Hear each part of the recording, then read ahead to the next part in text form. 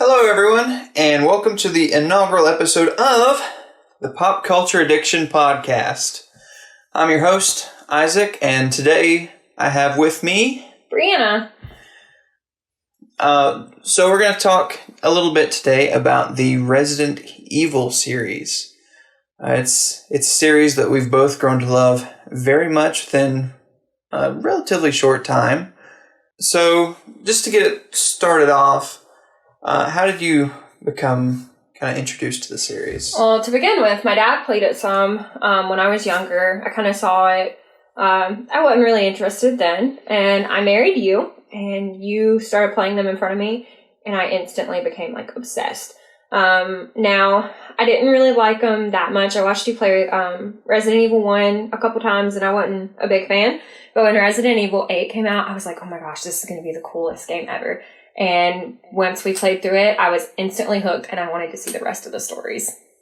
Just a little background for me. I started playing them when I was around 13, 14, somewhere around there. I started playing the Resident Evil remake, and it didn't really hook me that much. And I think the one that really hooked me was 7.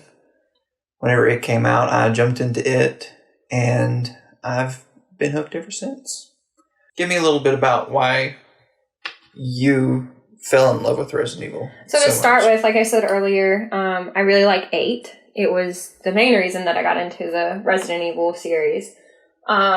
So I really, really like Lady D, and I love the Winter story, like Ethan, Rose, Mia. They're my favorite. And they really hooked me from the get-go, especially in 8, because it's just a dad trying to find his daughter.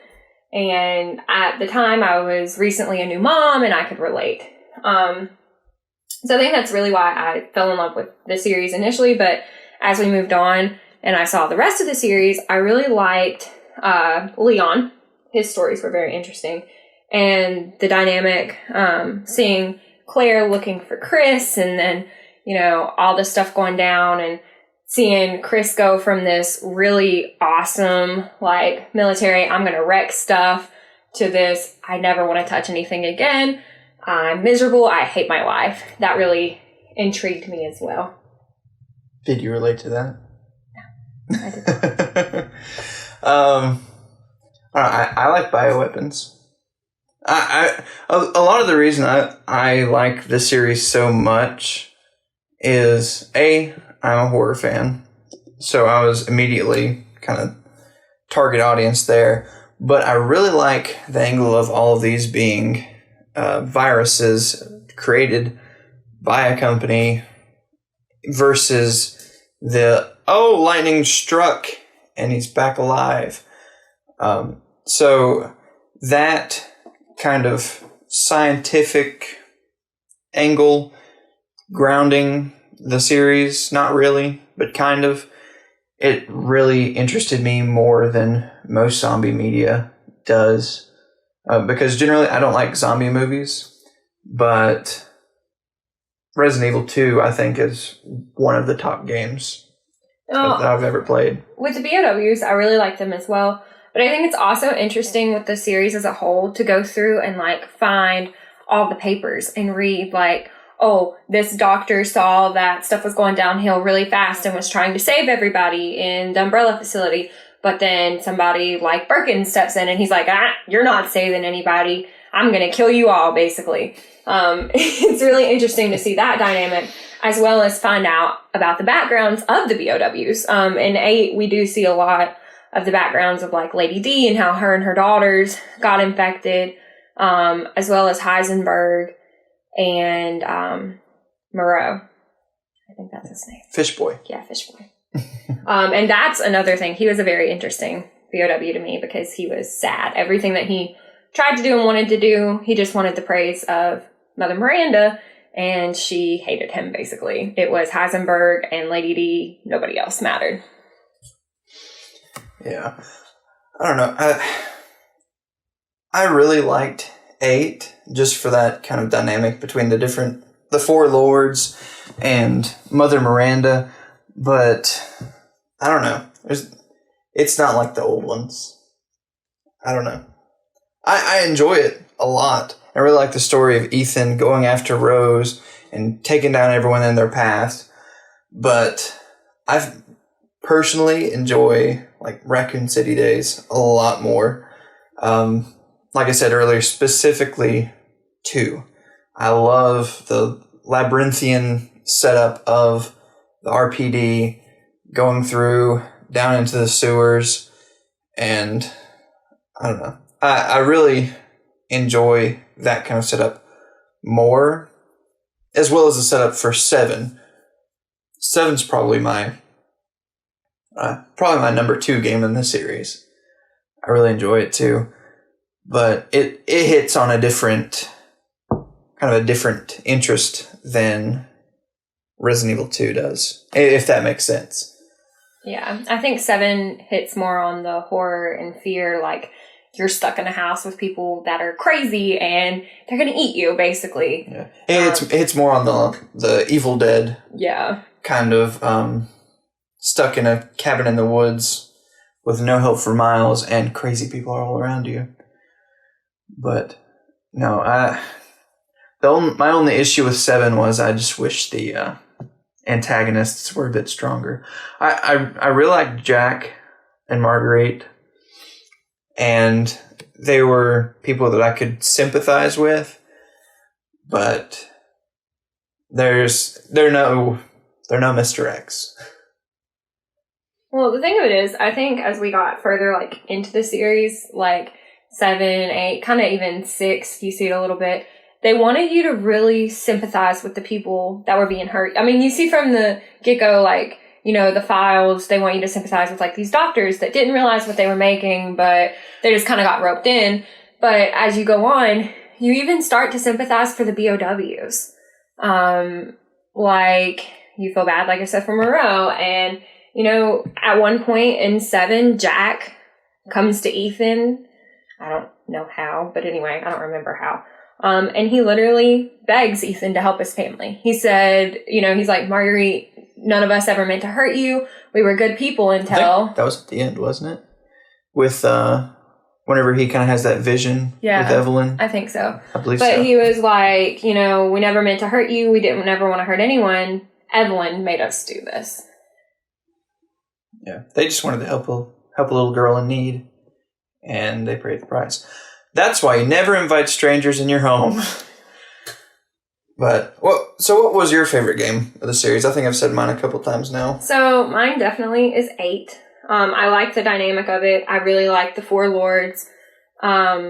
I think the reason for that is because you don't really get bored with the story. Like, I found myself in some of the earlier games just getting a little bored because we were just going through the same stuff over and over, running from Lickers, running from Mr. X, running from Nemesis, like, just all this stuff.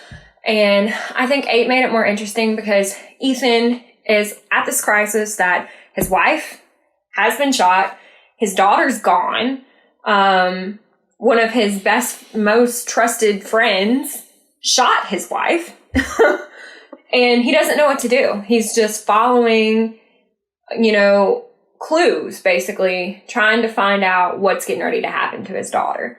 And, you know, as it goes on, we see that he's got to rescue parts of Rose, and he gets the parts after killing each one of the lords, and then he has to fight Mother Miranda. And I think it really keeps your attention the whole time instead of getting bored. Yeah, that's a big issue that I've really felt, especially in 1. Now, I know a lot of people love and praise the first Resident Evil game, and I see why. It's very artistic and well crafted, but it's a slog to get through, especially coming to it for the first time in 2022, like you did. It's definitely hard to get through, as in the beginning half. I felt like it went pretty quickly once you got down into the catacombs. I don't know how you felt about that, but with the Lisa Trevor fight and beyond, I felt like it went pretty fast then. It did go fast. I think my biggest issue for it was, you know, you were just running in and out of rooms. And I know that was like the appeal for Resident Evil, but when, like I said, I got introduced heavily in 2022, and I wasn't interested in that. I wanted to see story. I'm a person that if I'm going to play a game or watch somebody else play a game, I want a story. I don't really care about the combat stuff. I want to know what's going on. So how do you like Kingdom Hearts? I like Kingdom Hearts a lot. Well, okay, so if 8 is top tier, what's bottom tier? What's your least favorite game? Honestly, I'm probably going to say 6. It was fun. You got to play with people. But I didn't like the story that much.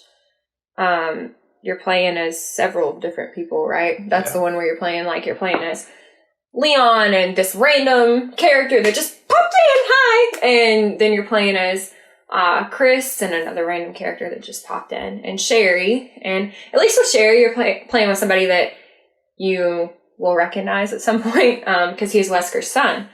What's his name? But what is his name? I don't know. I don't remember his name. But it was fun. The gameplay was fun, but overall, it just didn't scream Resident Evil for me.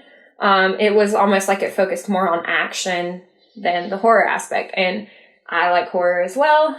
And I expect Resident Evil to be scary. I want to be scared playing Resident Evil, and that one just didn't do it for me. The only thing that scared me was the story. It was pretty bad. Yeah. Yeah, 6 was definitely rough. It's probably on the bottom of my list as well. But like you said, it's really fun to get to play these games with somebody else.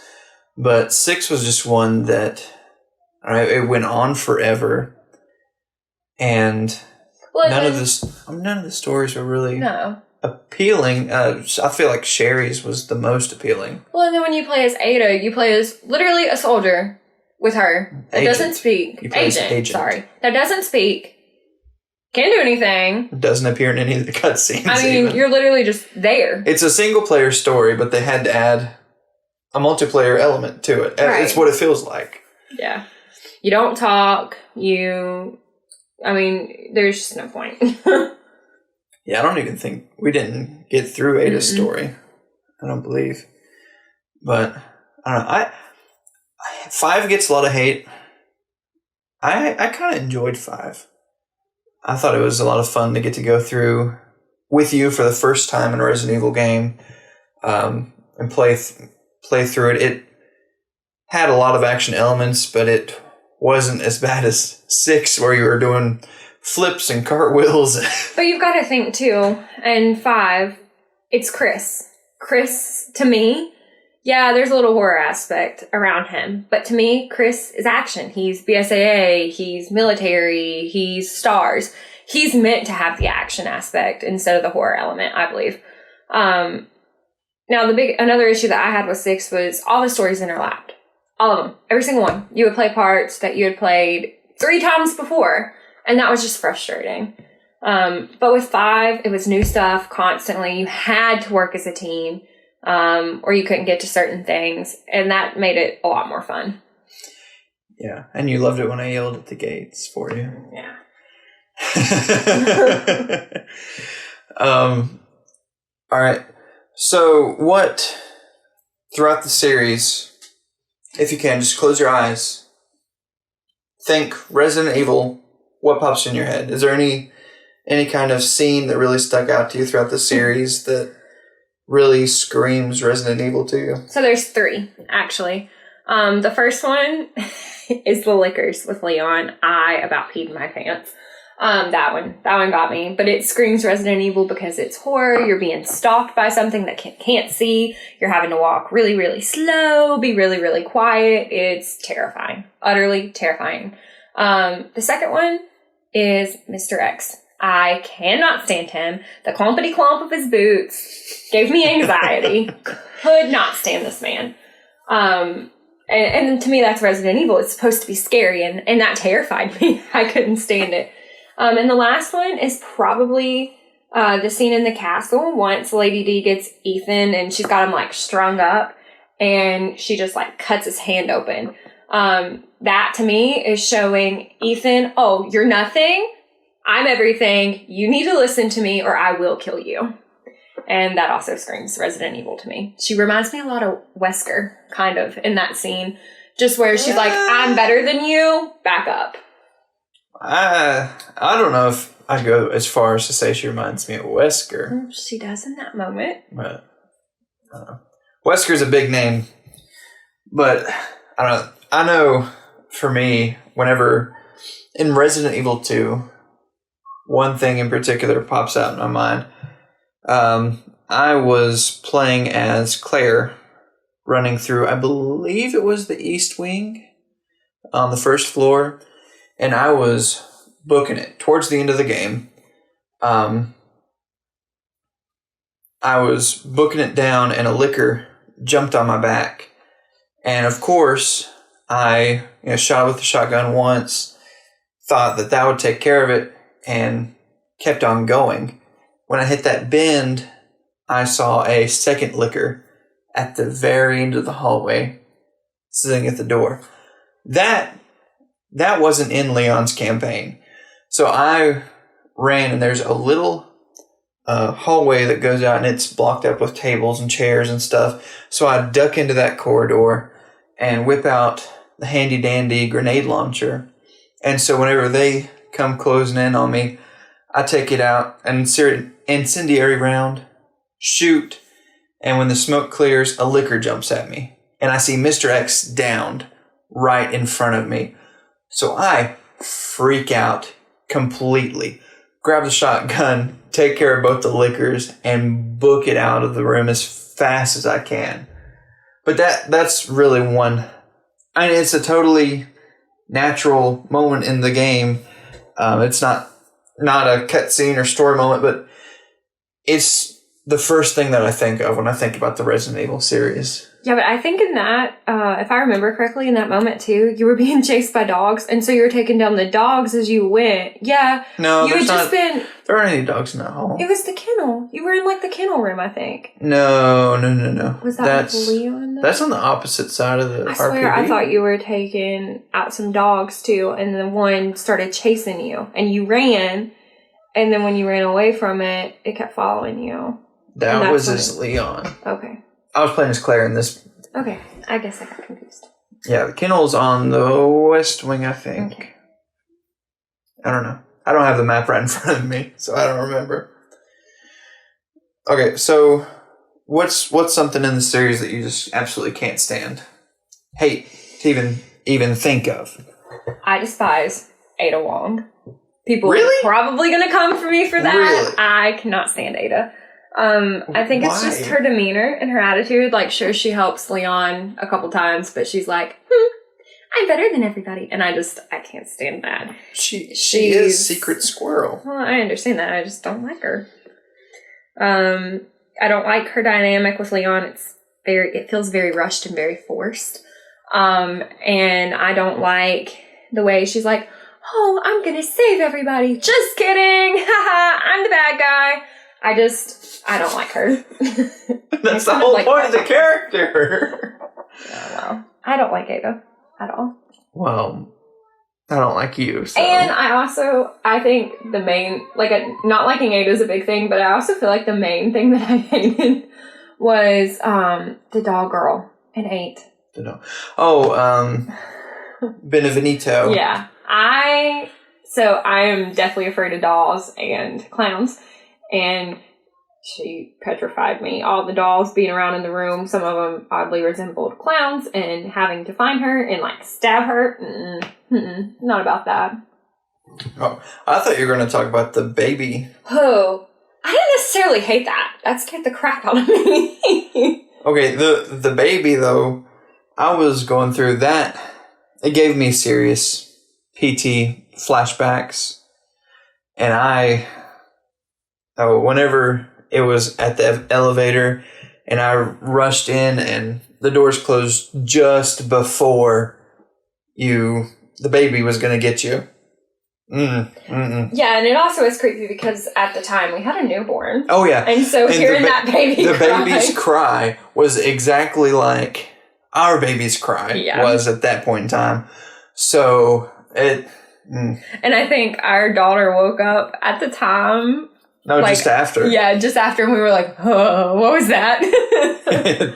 Yeah, it took me a second before I was like, oh, our child. It needs this. Yeah. Okay, so you said you like the horror element of Resident Evil the most. So in your horror expertise, what is the scariest enemy in Resident Evil? I don't know if I'd say necessarily for this one the scariest. He scares me. A lot of people are gonna laugh. Mr. X. He's not really scary as in like comes at you guns blazing or anything. He's scary to me because he stalks you like you're his prey. He comes after you and he kills you. I mean, he touches you, you're done.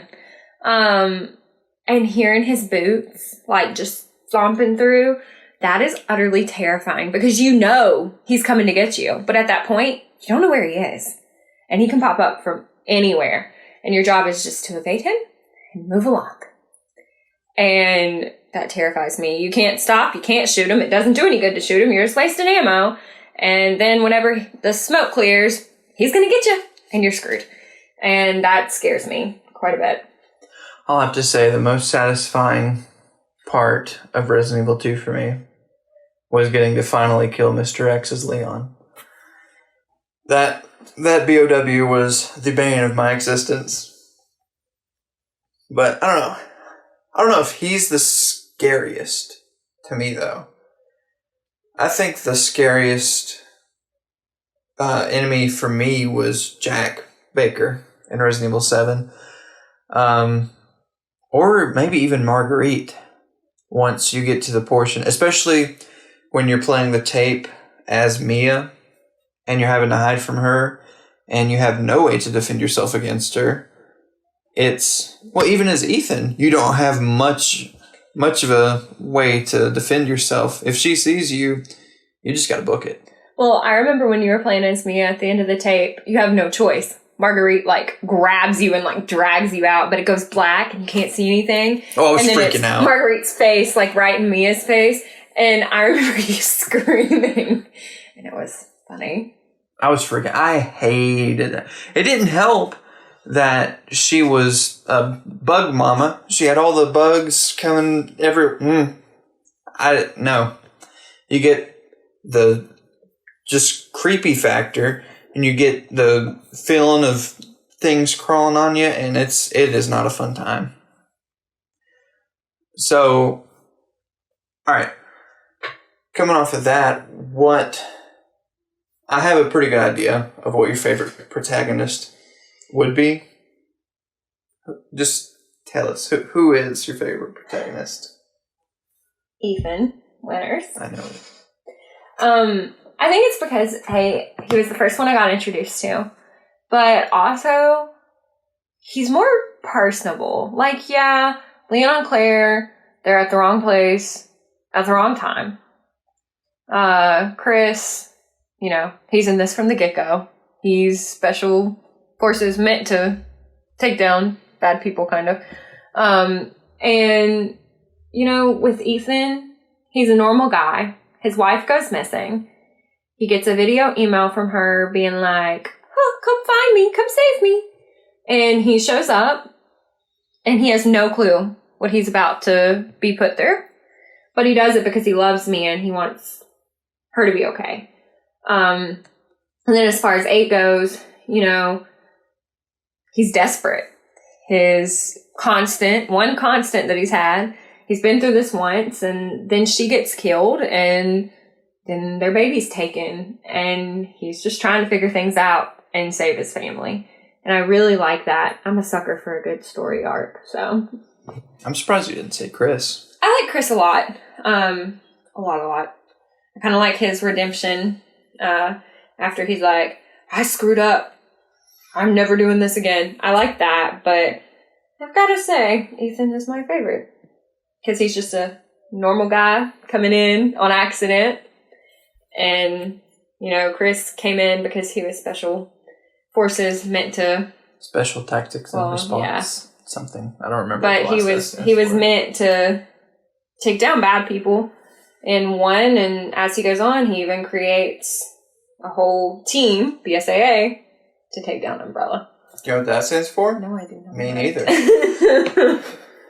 No, honestly, 6 gave us a lot of things, but I feel like having Chris down in the dumps, coming back out of essentially fleeing the BSAA, just to kind of come in and just take names and chew bubblegum and kick some tail. I don't know where I was going with that, but it made me a lot more invested in Chris as a character, because sure, he was the cool action hero from the start, but I never really cared for him as much until I saw his downfall, and then him coming back and accepting the responsibility that he has within the BSAA to keep everyone safe, and essentially being the weathered old man that's tired of dealing with it in 8 that he is. So are you saying Chris is your favorite and not Jill? No, absolutely not. I like Jill best. But Jill doesn't have that sort of... She doesn't have as much screen time as someone like Chris does. Right. But no, Jill's been my favorite from the beginning. I've played as her in the original Resident Evil. I've never played as Chris in the original Resident Evil. But after 3, it feels like a millennia before you see her again, even though it's only the game after it. But no, I'm waiting for a Jill comeback in the modern era of games. So, I don't know, which protagonist do you not like? Are there any? I don't know if you count Ada as a protagonist exactly. She's a half and half. She has the side campaigns that you can play in 4 and in the 1 and 6. But I don't know. Which mainstay protagonist do you not like? It's not that I don't really like her. I don't care for Claire that much. I mean, I care that she looks for Chris and all that stuff, but she's not my favorite. See, that strikes me as weird, kind of, because whenever 2 Remake first came out, you played a little bit of it, and you loved Claire during that. I did, but I don't really care for her, now that we finished the series. She's good in the game that she's in, or the games that she's in. But I feel like her true potential is really lost in 2 because she's relying so heavily on Leon. And she's so heavily trying to find Chris. And it's almost like, oh, well, Claire doesn't exist unless she's trying to find Chris. And it just feels like her whole identity is to find Chris and move on. And for that, I don't like her. I think she could be a really strong character. You've not played Revelations 2, no, though, I've have not you? played Revelations or 2. But I feel like she could be a lot stronger if she wasn't relying so heavily on the men in the games with her. I can see where you're coming from on that, because I know in 2 she's just looking for her brother, and even Code Veronica, to a point, she's looking for him still. But I don't know, if you're talking about missed potential, I think the biggest missed potential in the entire series is not getting to take down Umbrella, because there's this whole build up every game from, I think, 2. I don't know, they may have said it in 1 as well, but from that point until Code Veronica, every game ends with, and we're going to take Umbrella down. We're going to go take down Umbrella. And then at the beginning of 4, you get Umbrella was destroyed due to some political bureaucracy. Umbrella fell. Umbrella fell, yeah. It's like Umbrella fell. But I don't know. That's a bit of missed potential. Yeah. In my opinion. Because for as much crap as I will give the Resident Evil movies by Paul W.S. Anderson, and I will give them a lot of crap, I do like seeing the survivors of Raccoon City coming back and trying to take down Umbrella, and seeing that takedown being, brought to fruition in some way. Because that's one thing that I really, really wanted to see in the games was the destruction of Umbrella, and you never really got that. I guess to a point, you have to take down Wesker, so he was the face of Umbrella to us, so that was nice, but 2 rocket launchers to the face wasn't enough for that man. Yeah. Lava did it. Kind of. If we're talking about least favorite protagonist, though, I don't know who mine would be, because I really enjoy all of the protagonists that we play as throughout the series, especially Jill and especially Leon. Don't want to use the same answer as you, but I'm leaning towards Claire as being my least favorite, because even Ethan, even though he's essentially in the same boat as Claire, his whole identity is looking for somebody, trying to recover what he lost.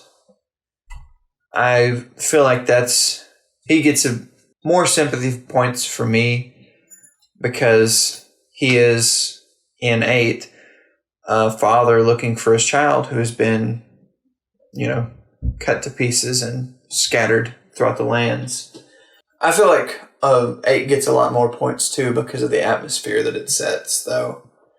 Because it reminds me a lot of 4 with the village setting, and the castle, especially the castle. I'm really excited to see the remake of 4 that they're going to do.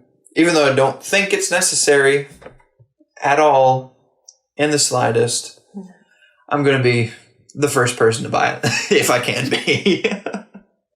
I'm excited for the DLC for 8. That comes out soon, doesn't it? Mm-hmm. Let's see. It's the 15th of October at the time of this recording. So, yeah. Not next week, but the week after. It'll be in our hands. I'm excited.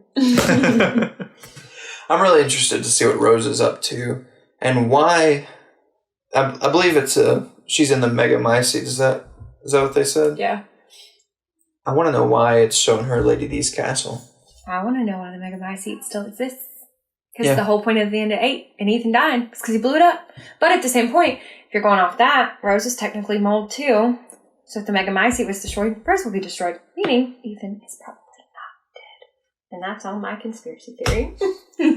I don't know. Let's see.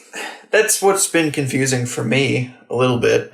Because if the Megamycete being destroyed killed Ethan, he was from the Megamycete, Rose was from him. So would Ethan not also be the source of her powers the same way the Megamycete was the source of his? I mean, yeah, because if you're going off that, Mother Miranda gave Lady D and all them their powers from mold.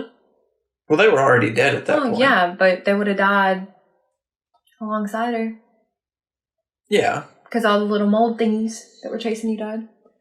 Oh, yeah, but they were already dead. I'm just saying. Well, do you have anything else you want to add? Talk about the series? Any other highlights you want to shout out? Go ahead. Do whatever you want. So we're going to talk about villains. Okay. So I'm going to put my own little thing in here. When talking about the villains, there's obviously a best villain and a worst villain.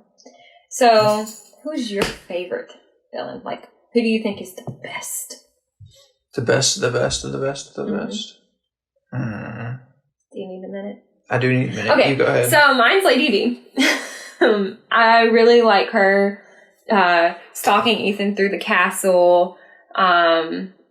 She's just powerful. Like, you see her and you're like, whew, I don't want to mess with you, lady. That's not what everyone's saying. Well, yeah, people are weird. But I really like her. I feel like we didn't get enough time with her, though. So if we're going to talk about, I guess, like the one that we got the most time with that I really like is Evelyn. She was pretty powerful. She presented herself as a kid, or she was a kid. And as she destroyed people, she rapidly aged and was like a frail little old woman, but she was still controlling everyone, even as a frail little old woman. So she's very powerful, and I really liked her. Her dynamic was interesting to me. But I will stand by Lady D is my all-time favorite, even though we didn't get enough time with her. I think I have a tie in my mind between two villains, and I don't know if you would consider Lisa Trevor as a villain as much, but she certainly was an antagonistic force against either Jill or Chris, whichever one you played as, in Resident Evil 1.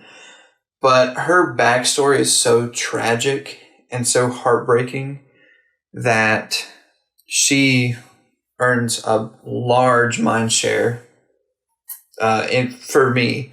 Whenever I'm thinking about Resident Evil 1, I think about Lisa Trevor. And if it wasn't her, then my favorite villain would have to be Birkin. Because he becomes so obsessed with his work and creating the G-Virus that he's ultimately destroyed by it. He's destroyed by the one thing that he thinks can put his name out there as the biggest, best scientist, and he ends up becoming a giant eye monster because of it. Well, going back to Lisa Trevor, I think my biggest issue with calling her like a villain... I know she doesn't want to kill everyone, and she's misunderstood. She's confused. She's been experimented on by the people she trusted the most. Her own dad willingly turned his entire family over to Umbrella. No, he was trying to get them out. Well... And then he got killed, and then they got taken. Okay. But anyway, they got turned over to Umbrella, and all these tests got ran on her, and they turned her into a monster. She wrote in her journal, as you can see the way she's changed by the virus. She writes in her journal how she doesn't like this. She doesn't understand what's going on. She's scared. She's a kid. She's terrified. And then, we kind of see in her journal as she starts to change, she gets angry. She doesn't understand why she can't be around her mom.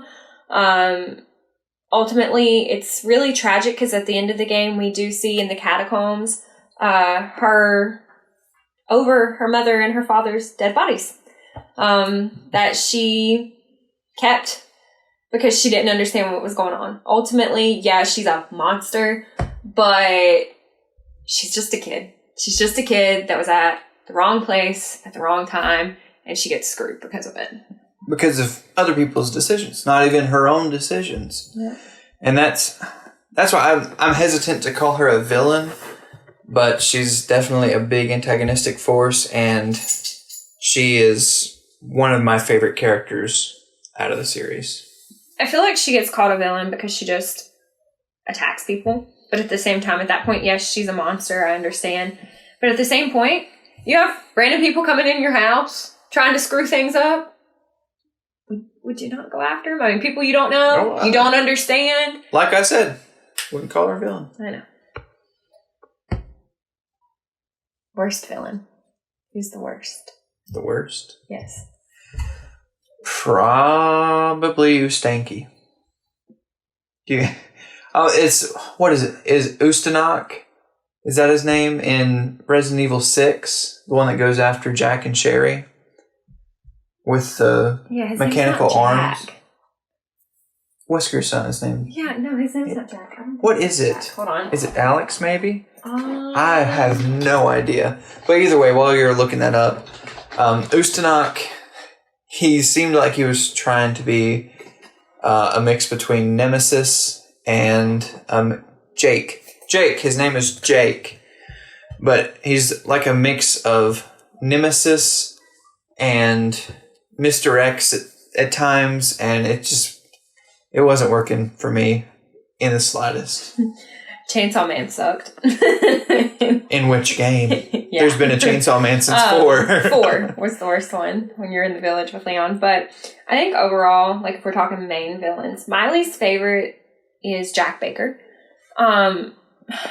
Boo. I don't think he's necessarily just bad because of the way he, like, comes across, but I don't like him. I really enjoyed him as a whole, but I just feel like he didn't do it for me. Like, he wasn't scary enough. Yeah, he chopped through a couple walls. Ooh, scary. But he just wasn't the best villain. I do, as I mentioned earlier, like his story arc, how he did come to Ethan and was like, hey, we never meant to hurt anyone. That was almost like a redemption for him in my eyes. But other than that, I didn't care for Jack at all. I just hated the portion where you're with Zoe and Jack bursts through the door and says, Zoe, get your ass back to the house. And I heard that so many times because I probably faced him in that boss fight about 5 or 6 times before I ever killed him. And oh gosh, I was so tired of hearing that by the end of it. The worst part of it for me was when you're going through the house and everybody's referred to him as Daddy, and everybody's referred to him as Daddy, and you see all this stuff, and even Ethan's like, "Oh, this must be Daddy's," and you're like, "Dude, you don't even know these people, bro. Don't call him Daddy." Yeah, it was a little weird there. I think it was a football helmet there. 7, I have a lot of love for. I know you didn't particularly like it, but gosh, I could gush about that game for hours. Not even the main game, but the side portions in the extra content section. All the extra side stories were just so well crafted. Yeah, I know Jack's brother is just punching things. And they make fun of Chris for punching a boulder. Bro punches zombies. It's fine. He's a are they in Louisiana? Yeah, I think so. He's a backwoods Louisiana boy. He can take care of himself. But no, I'm talking about the Zoe, not the end of Zoe DLC, but the videotape for Zoe whenever everything starts going bad. That was really interesting. That was really cool. And it was a good kind of Outlast almost survival horror that I really enjoy. Those are some games I'm going to have to get you to play at some point. What was interesting with the Zoe thing was seeing how quickly her parents turned. Because it was Marguerite at first, and Jack's like, we got to tie her up. We got to figure out what's going on. And then 2 seconds later, you hear Jack bust down the bathroom door, and he's like, Zoe, she just wants to give you a gift. Come on. And you're like, oh, nope, stay away. Oh, you see the crazy, too. Yeah. And that's what was really intriguing to me, is you see them go from a sweet, help take care of each other family to a psychotic murdering everyone family overnight, literally. Yeah, except for the brother. He's just weird. Yeah, he was weird from the get-go. Yeah. Lucas. That's his name. Yeah. But I don't know. I could probably talk about it for forever, but I'm not going to. Not today. Well, we'll have to do an episode just on Resident Evil 7 sometime. I'll get the fun facts going, and it's going to be a great time for everybody. Well, is there anything else that you want to I think that's all I have. mention? All right. I think that's it. Well, thank you, everybody, again for listening to the first episode of Pop Culture Addiction. I hope to be putting out some more episodes sometime, fairly soon. Yeah. I'm not going to give a time frame because I have no clue. And we have 2 kids and we're busy. Yeah. But if you want to keep up with us, I am the Tuba Dude on Twitter. And I will be the only person that posts anything because I don't think you have a Twitter account anymore, correct? I do, but I don't use it. Well, I rarely post anything, but if you want to follow me to keep up with episodes of the podcast as they go up, I'll be posting them there. But thanks to everyone again for listening to us, and I hope you have a great day.